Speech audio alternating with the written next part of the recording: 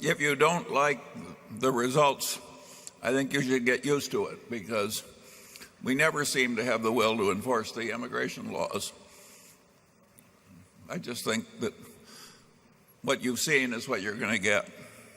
I'm sure in Nebraska, there are very substantial numbers of illegal immigrants employed. Meatpacking has been an area that a number have gone into. And I actually was down at the Omaha airport about 2 years ago, and then there was a very large plane there, and I saw these well over 100 people that were in shackles that were being put on that plane. I kind of wondered what they did, if they ever had some kind of an emergency on the plane, but they were being deported. So there's a lot of it that goes on in Nebraska. I think it's a problem that should be addressed promptly. I think we ought to enforce the rules in the future. I think they ought to be liberal rules, but I think they ought to be enforced. Who's to say if Charlie and I had been born into some terrible situation in some other country, we wouldn't have tried to get into this place ourselves. So I'm pretty empathetic with it, but I believe that we do need to have laws that are enforced in the future. If you don't like the results, I think you should get used to it, because we never seem to have the will to enforce the immigration laws. I just think that what you've seen is what you're going to get. 25 years ago, you'd have had a tough job getting a position in the finance department, and you certainly would have had your advancement stifled unless you went along with the orthodoxy, efficient markets, and modern portfolio theory, and a lot of stuff that not only wouldn't do you any good but might get you in trouble. And that's improved a lot, and I enjoy seeing these groups of students as they come out, because it's quite encouraging. Now, they all think they're going to get rich by sort of copying what Charlie and I did many, many years ago. I wish them well. The amount of brain power going into money management gets a little distressing, particularly to Charlie. But it's a great time to be 22 or 23 or 25 and getting out of school. So you can look ahead to a very interesting future in this country, even though you may find that the method of using the talents you have in investing get used in a somewhat different manner than where they're used presently. I mean, right now, an awful lot of the students that come to visit Omaha, say private equity or hedge fund, and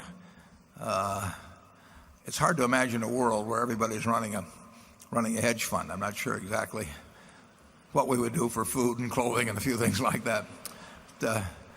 But I am encouraged by the kind of students I meet. When the KU group comes up, we had a great time. They put on various skits. They try to sell me companies. I'm hoping they succeed. We haven't had any luck with yet, but they keep coming up with good ideas, and I'll keep pursuing them. And one of these days, every one of those students will get. I've offered them 2 B shares. It's a limited time offer to try and spur extra activity. I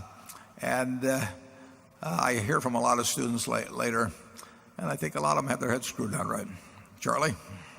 Well, I've heard that something like half of the business school graduates in the elite Eastern schools want to go into private equity or hedge funds. And those whom I bump into seem to judge their progress in life as to whether or not they're keeping up with their age cohort at Goldman Sachs. That appears to be the minimum standard by which progress in life is measured. And this can't possibly end well. You can see why they come in terms of satisfying all these expectations. That's why they come to see me instead of Charlie. He'd give them better advice. Don't misunderstand me, but go away with very long faces. Charlie, do you have anything particular to add on our acquisitions recently? Well, the interesting thing about it to me is the mindset. With all of these new helpers in the world, they talk about doing deals. That is not the mindset at Berkshire. We are trying to welcome partners.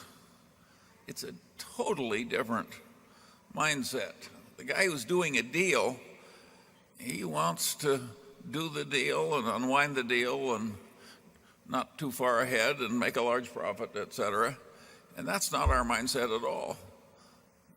We like the things that we can buy and that never leave us, and we like the relationships that last and are fruitful, not just for us, but for the people working there and the customers and everybody else. I think our system is going to work better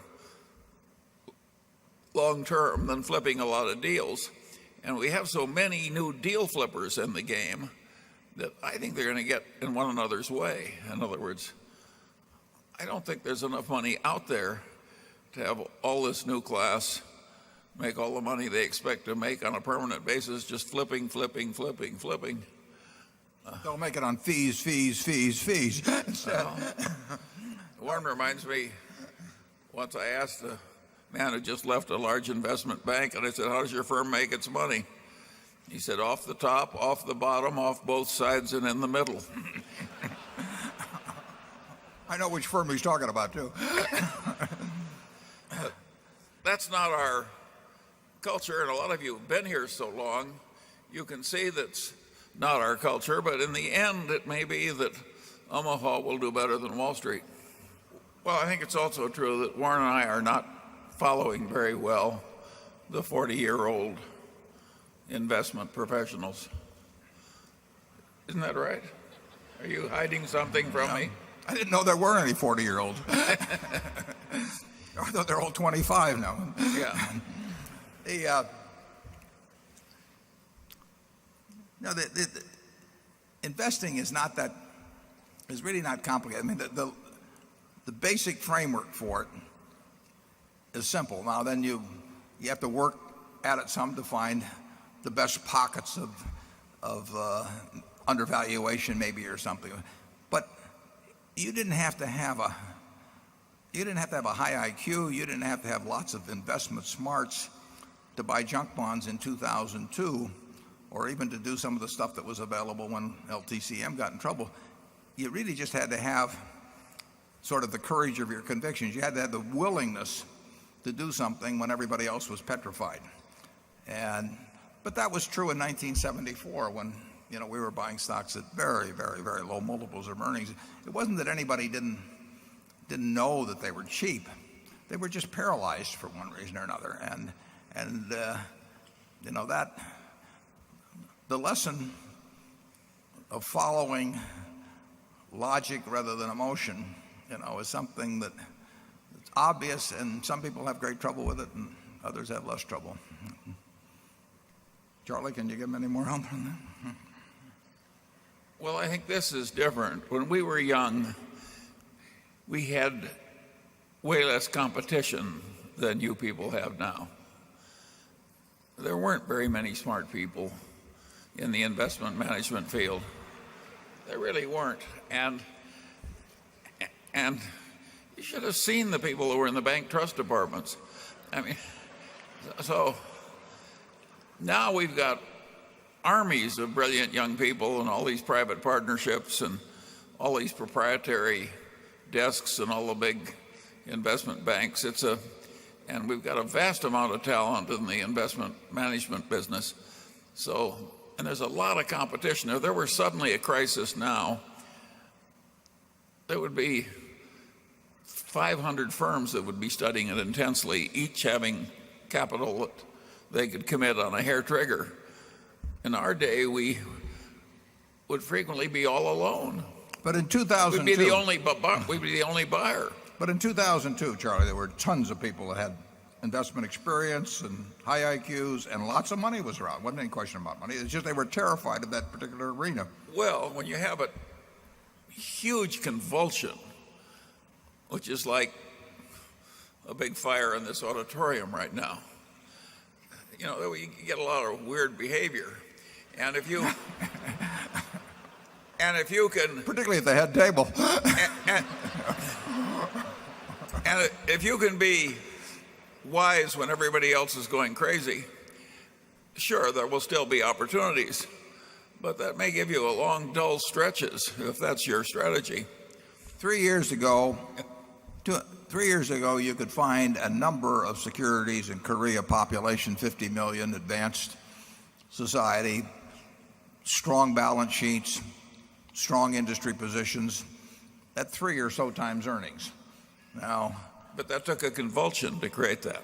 Well, A big convulsion. yeah, but the convulsion happened 3 or 4 years earlier, 5 years earlier, and plenty of smart people in Korea in the investment business, plenty of smart people here scouring. The information was all available. You can go to the internet and get information about Korean companies that's just as good as you get up from the SEC. And there they were, dozens of companies at very, very, very cheap prices. Now, where are all these smart people and with all this money? It did happen, but if I asked you to name 20 more like it, you would have great difficulty.